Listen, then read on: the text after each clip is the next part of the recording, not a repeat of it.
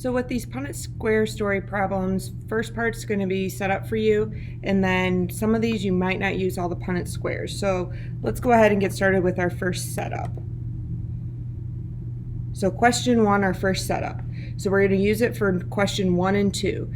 The gene that controls whether a person can or cannot produce the pigment melanin, which contributes, so that means adds to, the color of skin, eyes, and hair. Some people have the hereditary condition albinism.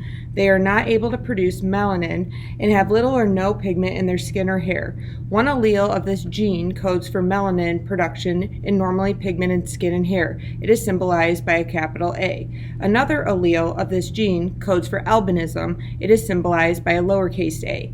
So just so you all know, albinism is pretty common in mammals. A lot of times they have trouble, they don't have any pigment or very little in their eyes, so they often have red or very light blue eyes. You sometimes see it in humans where we've got very light eyes and very light skin because they aren't able to produce the sun pigment melanin. So let's go ahead and set this up. Both parents produce melanin. So if I know both parents produce melanin, then that's the dominant gene. So I could either be homozygous or heterozygous or homozygous dominant. So we know it could be either one of these.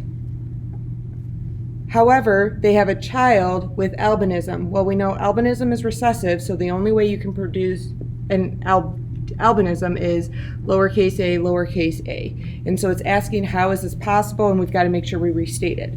So if I'm setting this up to try to figure it out, I could have big A, little a, because I'm trying to figure out how I can have recessive. We'll go big A, little a.